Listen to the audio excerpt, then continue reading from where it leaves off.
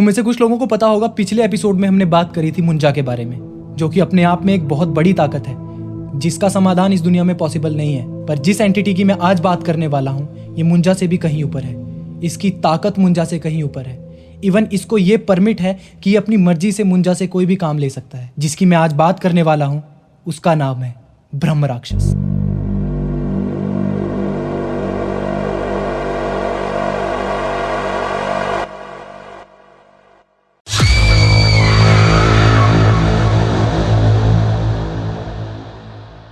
तो सबसे पहले मैं आप लोगों को बताना चाहूंगा कि क्या होता है ब्रह्म राक्षस, इवन कैसा दिखता है ब्रह्म राक्षस।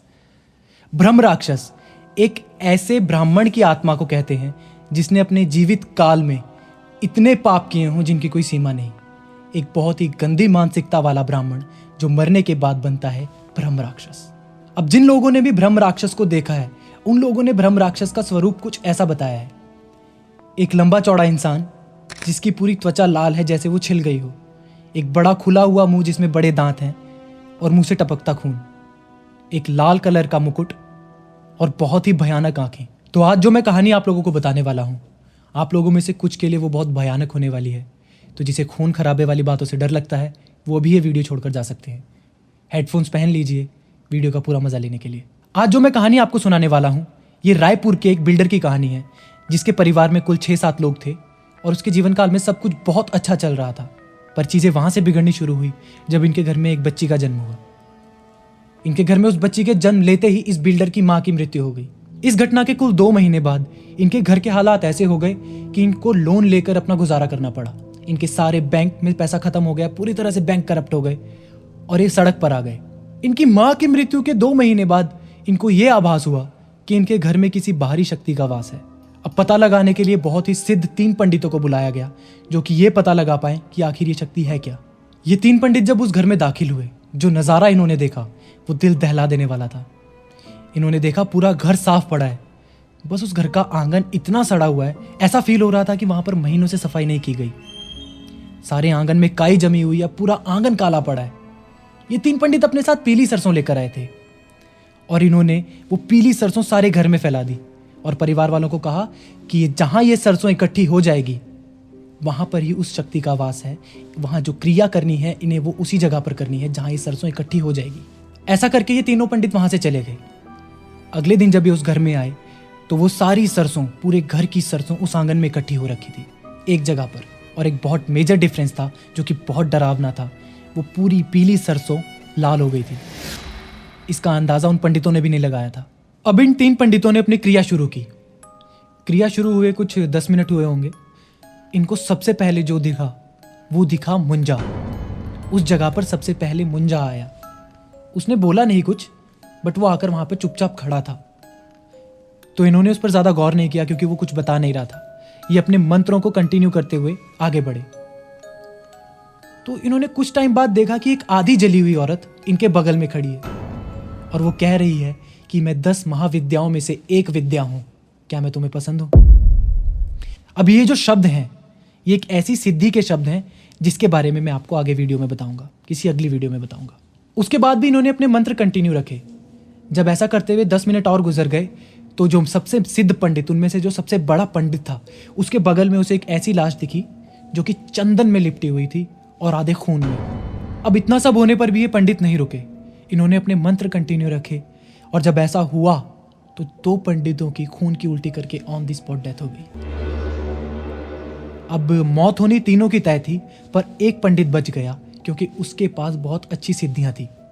अब कहीं ना कहीं इस पंडित को पता चल चुका था कि इस घर में ब्रह्म राक्षस का वास है। अब ऐसा क्यों?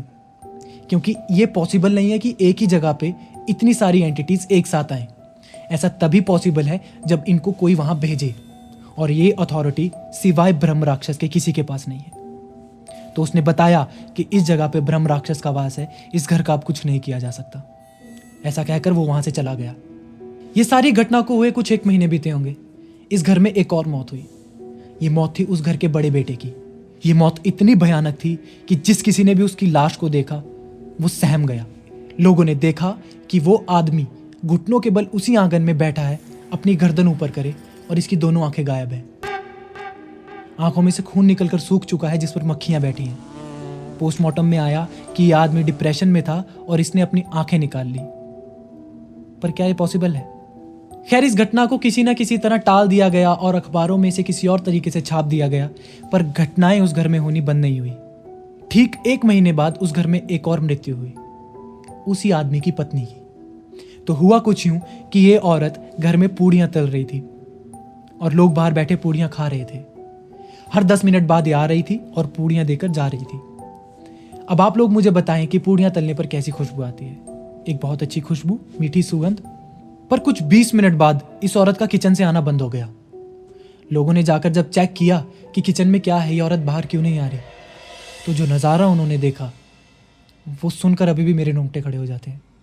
इन्होंने देखा कि उस औरत ने उसी खौलते तेल में जिसमें वो पूड़ियां तल रही थी उसमें अपना मुंह डाल दिया है और उसका पूरा मुंह सड़ चुका है। इतना सड़ चुका है कि उसके चेहरे की हड्डी नजर आ रही है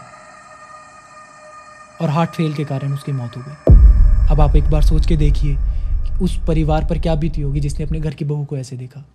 डरावना होने के साथ साथ ये कितने दुख की बात है कि वो अपनी मौतें, अपने परिवार की मौतें हर महीने एक निश्चित तारीख पर वहां देख रहे थे और उसके बारे में वो कुछ नहीं कर सकते थे। उनका पूरा वंश खत्म होता जा रहा था उनकी आंखों के सामने। इस घटना को 1 महीना गुजरा होगा, इनके घर में सेम टाइम पर, सेम डेट पर एक और मौत हुई। अब वो मौत थी उस बच्ची की जिसके पैदा होने के बाद इस घर में ये सब घटनाएं शुरू हुई थी। और इस बच्ची की मौत कुछ ऐसे हुई, इसने बाथरूम से तेजाब उठाया और उसी आंगन में जाकर वो पूरे तेजाब की बोतल को पी गई। इसके सारे ऑर्गन अंदर से जल गए और पुलिस वालों ने इसे भी डिप्रेशन का नाम देकर टाल दिया। अब जब ये सारी चीज़ें असहनीय हो गई थी, जब इसको सहा ही नहीं गया, तो उस घर के बड़े चाचा ने ये सजेस्ट किया कि हम इस घर से भाग जाएंगे, इस घर को छोड़कर चले जाएंगे। पर जहाँ ब्रह्म राक्षस का वास है वहाँ ये बिल्कुल भी पॉसिबल नहीं है। इन्होंने जैसे ही घर से कदम रखा, इनका आधा शरीर पैरालाइज हो गया। इन्हें हॉस्पिटल ले जाया गया और किसी तरह आश्चर्यजनक इनकी उस दिन की मृत्यु टल गई। अगले दिन जब ये हॉस्पिटल में पड़े थे तो इन्होंने अपनी ही ड्रिप की सुई उखाड़ी और अपने माथे के बीचों बीच घुसा ली, सारे डॉक्टर्स के सामने। और ऊपर से एक पंखा जड़ा, इनके सर पर गिरा और इनकी वहीं पे डेथ हो गई। रायपुर के उस सरकारी हॉस्पिटल में आज भी इस बात के सबूत हैं। इनकी ये डेथ वहाँ के रिकॉर्ड्स में आज भी लिखी है सेम तरह से। अब घर के बचे कुचे सदस्यों ने सोचा कि इस चीज़ से छुटकारा तो दिलाना ही पड़ेगा, अपना वंश खत्म होते ऐसे अपनी आंखों के सामने तो देख नहीं सकते। उन्होंने जितनी भी जानकारी इकट्ठी करी, जितनी भी पहुंच लगाई, उनको पता चला कि साउथ की तरफ कुछ ऐसे पंडित हैं जो ब्रह्म राक्षस से छुटकारा दिलाते हैं। 27 सिद्ध पंडितों को बुलाया गया और उन्होंने घर में आकर कहा कि हमें इस घर में गरुड़ बंधन मंत्र का प्रयोग करना पड़ेगा। अब यहाँ पर गरुड़ इसीलिए मेंशन्ड है क्योंकि कहा जाता है, गौर कीजिएगा, सिर्फ कहा जाता है कि ब्रह्म राक्षस विष्णु जी के वाहन गरुड़ से डरते हैं। खैर, इस क्रिया को शुरू किया गया और कुछ 10 मिनट गुजरे होंगे। और हाँ, ये क्रिया करनी इतनी मुश्किल होती है कि हर कोई इसे नहीं कर सकता। पंडितों के साथ साथ सारे परिवार वालों को अपने हाथ में जलता हुआ अंगार रखना है उस क्रिया के खत्म होने तक। खैर, इस क्रिया को आगे बढ़ाया गया। कुछ 10 मिनट गुजरे होंगे। वहां पर बैठे 27 पंडितों को अपना पास्ट याद आने लगा, अपने सारे अच्छे कर्म, अपने सारे बुरे कर्म, उनकी सारी सिद्धियां, उनके दुख सुख, सब कुछ। खैर, ये चलता रहा और कुछ 10-15 मिनट और गुजरे। वहां बैठे 27 पंडितों की आंखों में जैसे खून भर गया। उनकी आंखें इतनी लाल हो गई कि बस मानो कि खून किसी भी वक्त उनकी आंखों से टपक सकता था। और पता ये चला कि ब्रह्म राक्षस ने 1 सेकंड में 27 पंडितों को पोजेस कर लिया है। और वो पंडित खड़े हुए एक आवाज में वो चिल्ला कर बोले, मैं ब्रह्म राक्षस हूं, ये मेरी जगह है, अगर बचना चाहते हो तो मुझे पूजो, मेरी पूजा करो। और उसने कुछ एक ऐसे रास्ते बताए जिससे कि उसकी दहशत को रोका जा सकता है, पर हाँ, आप उसके आजीवन गुलाम रहोगे। उसने कहा कि इस घर में एक कुआं खुदवाया जाए और एक बरगद का पेड़ लगाया जाए और रोज उस पेड़ की पूजा की जाए, और आगे से ये लोग इस शहर को छोड़कर कहीं नहीं जा सकते। और एक शर्त ये भी रखी, इनको जहां भी बरगद का पेड़ दिखाई दे, ये वहां पर अपना एक बूंद खून अर्पित करेंगे। इससे ये प्रूफ होता है कि वो परिवार अब आजीवन ब्रह्म राक्षस का गुलाम है। अब बरगद का पेड़ यहाँ पर इसीलिए बार बार बीच में आ रहा है कि कुछ लोगों की माने तो उस परिवार पर ब्रह्म राक्षस का साया इसीलिए आया था कि उनके पूर्वजों ने पता होने के बावजूद भी एक बरगद का पेड़ काटा और वहां पर उस घर को बना दिया। अब आगे चल के चीजें नॉर्मल हो गई। ये रोज उसकी पूजा करते थे, कहीं बरगद का पेड़ दिखा तो वहां अपना खून अर्पित करते थे और चीजें काफी ज्यादा नॉर्मल होने लगी। फाइनेंशियली भी ये लोग ठीक हो गए, पर ये आजीवन उस ब्रह्म राक्षस के गुलाम हो गए थे। वो कुआं आज भी वहीं पर है। ये लोग उस शहर से बाहर नहीं जा सकते, ये वहीं के वहीं कैद होकर रह गए हैं। और आगे चल के एक आदमी इसी स्टोरी से इन्फ्लुएंस हुआ, जिसको कि ऐसा लगा इस घर पे ब्रह्म राक्षस का आशीर्वाद है, तभी ये घर फल फूल रहा है। उसको पिछली स्टोरी नहीं पता थी कि इस घर में क्या हुआ है, तो उसने ठान ली कि वो ब्रह्म राक्षस को सिद्ध करेगा। और वो एक तांत्रिक के पास गया।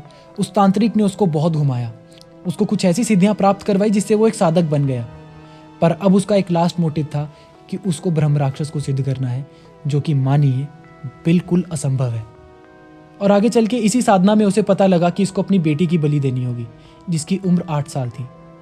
इसने 5 दिन तक अपनी बेटी पे अलग अलग तरीके से उसके सोने के बाद क्रियाएं करनी शुरू की। उसकी पत्नी के कहे अनुसार, जैसा कि उसकी पत्नी ने बताया, वो अपनी बेटी के सोने के बाद उसकी छाती पर एक खोपड़ी को यानी कि एक कपाल को रखता था और अलग अलग क्रियाएं करता था। ऐसा करते करते कुछ दिन बाद उसकी बेटी की डेथ हो गई। पर इस आदमी को उसका बिल्कुल भी दुख नहीं था। उसने कहा ये जीवन का एक हिस्सा है, ऐसा होता रहता है।